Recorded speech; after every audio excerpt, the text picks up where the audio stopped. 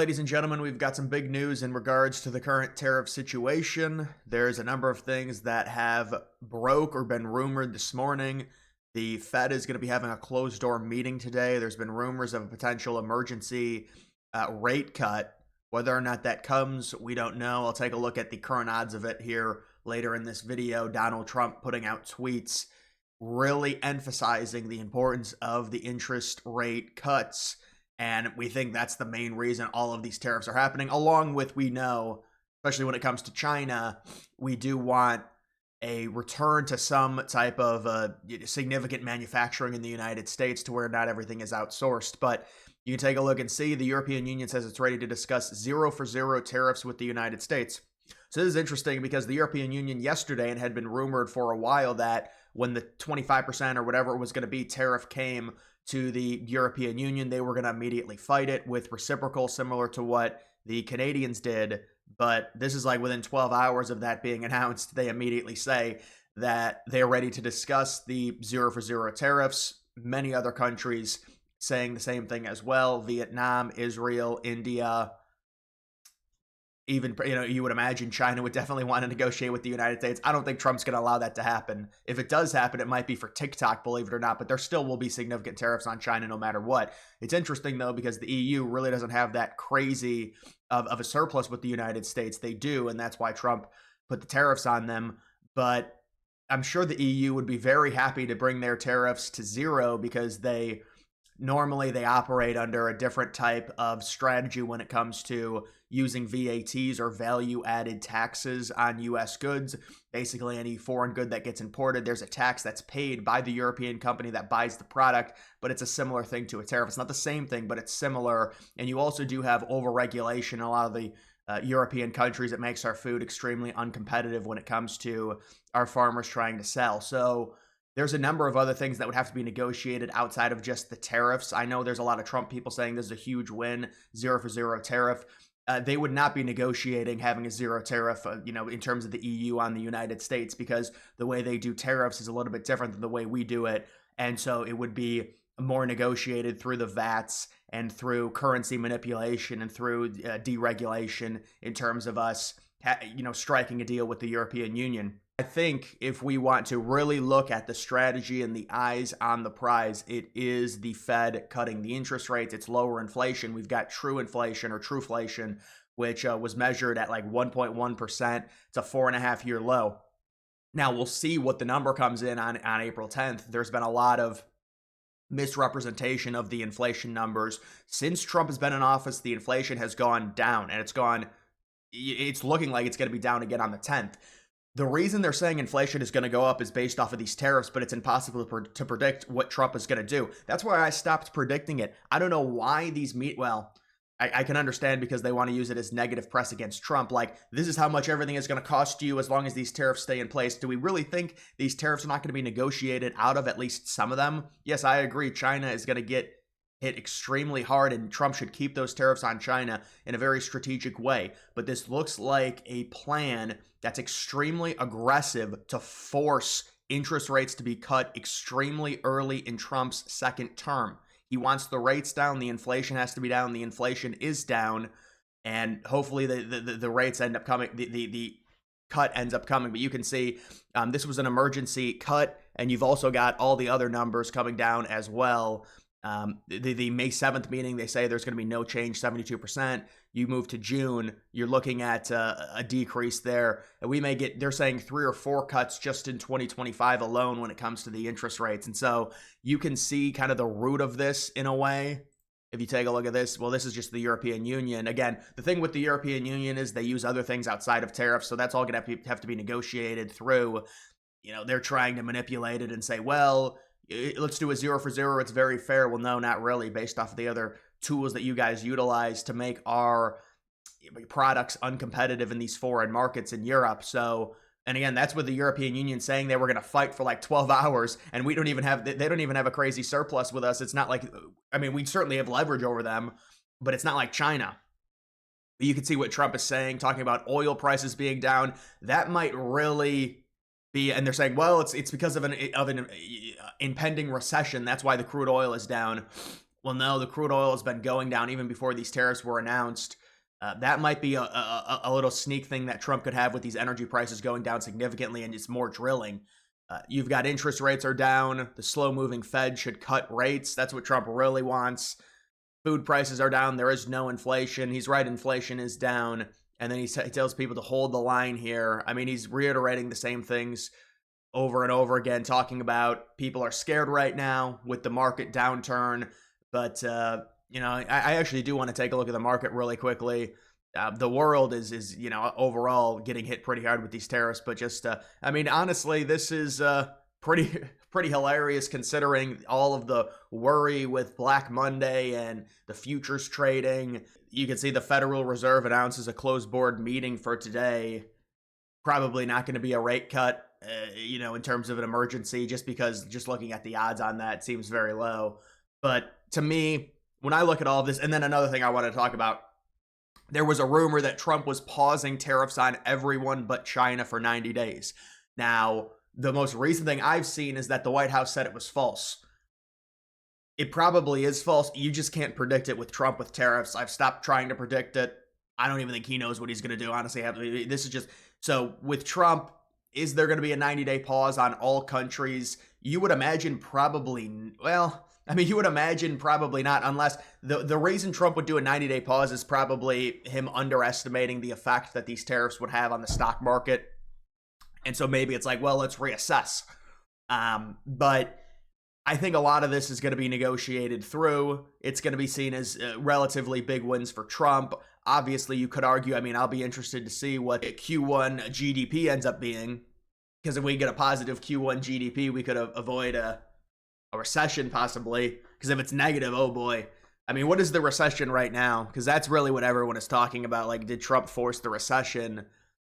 It's at a 57%. Some of this is like fear. Yesterday it was at, or just even in the past. See, this fluctuates. It's at 67%. Last week is at 39%. Q1 I've heard is probably going to be positive growth. I'm not certain on that. But if it is positive growth, Q2 can be negative. Q3 is positive. There's no recession. But the whole idea of a recession, listen, a recession sounds really bad, I understand. And this would be a recession that is caused mainly by these tariffs and fear in the market. But this is something to where it's obvious Trump wants all of this to happen extremely quickly into his second term so it can spur the Fed to cut the interest rates. And you're also talking about the situation. There's ways you could have done it to where you could have just been really aggressive against China, but Trump's been aggressive against pretty much everyone.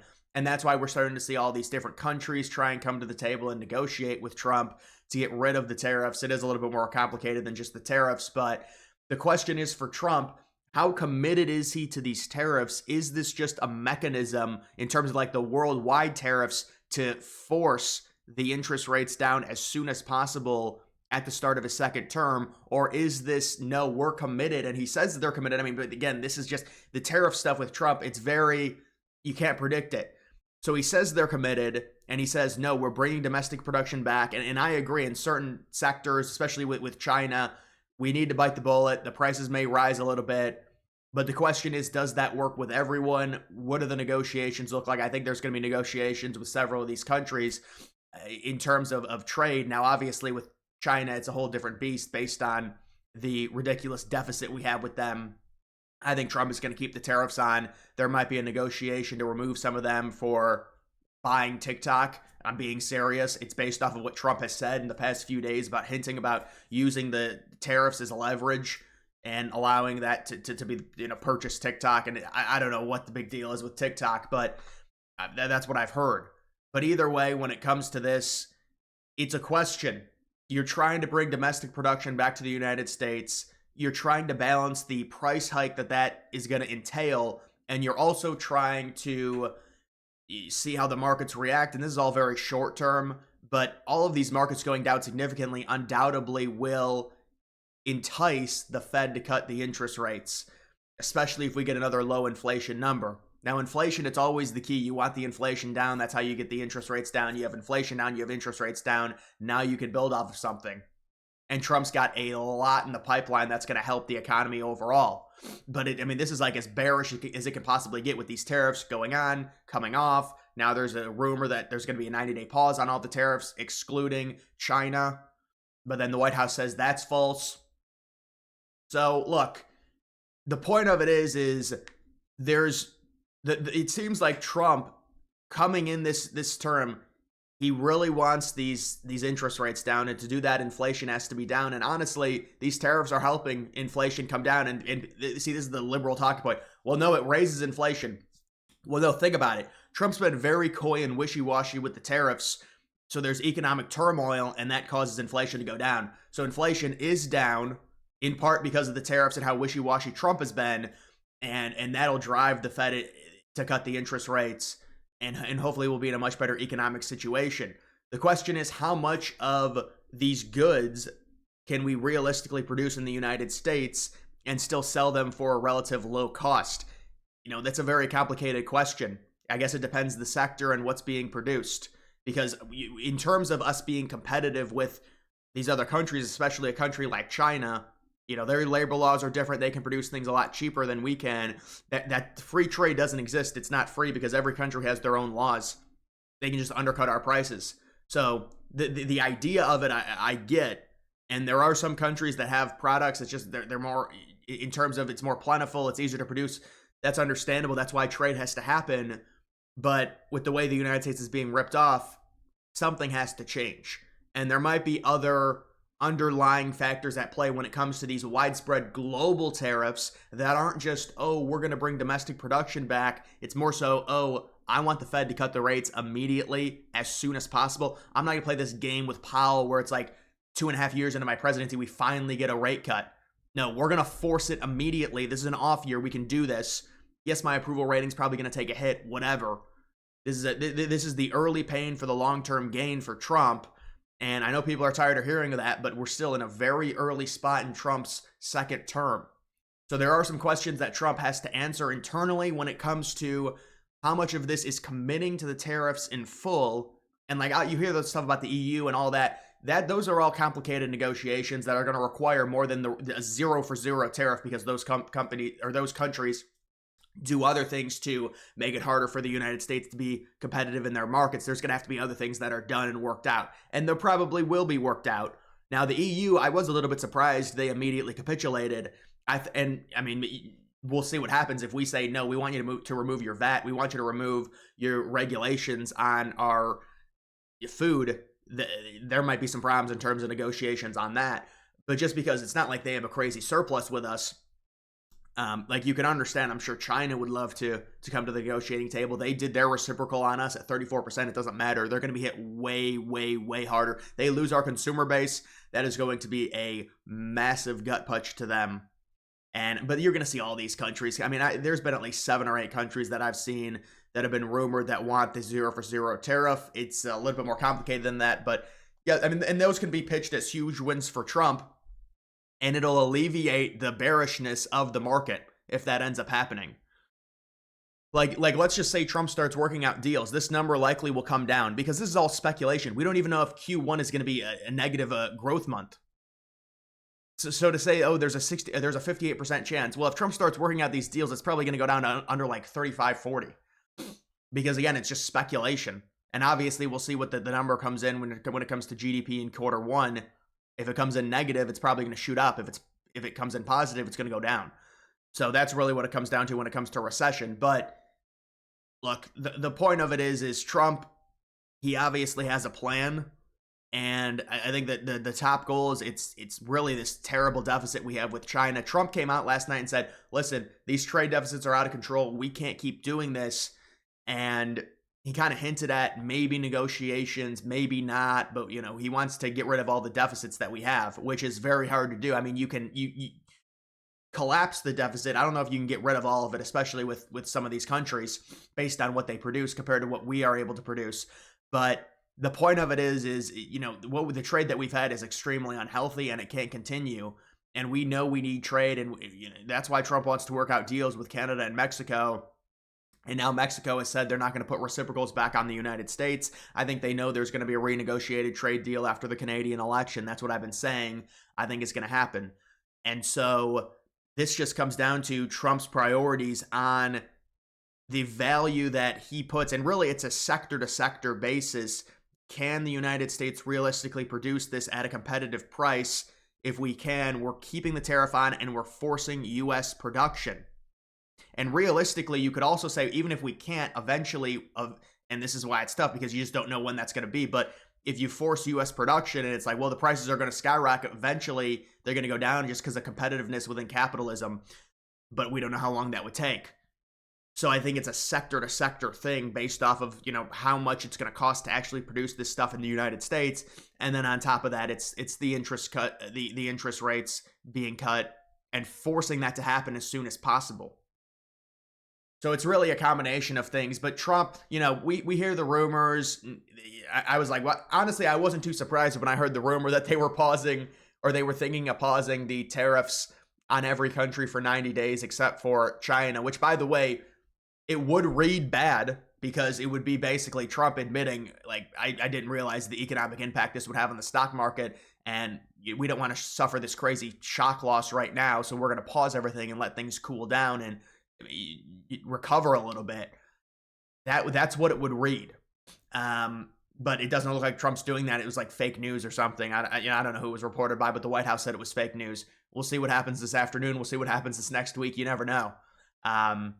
We could kind of swing it as a positive, especially if there's renegotiations during the pause. So you can always spin things, but that's how it would read. Like, well, Trump didn't really realize the impact this would have, and so I'm just telling you guys what it is. But listen, you can keep the tariffs in place and then start to remove them on a country-by-country basis, depending on how negotiations go with some of these countries. I think that's probably what's going to happen. So, Trump just reiterating the same stuff, and they're having a closed board meeting, which I don't think they're going to lower rates, but we'll see. You can see Trump talking about everything being down.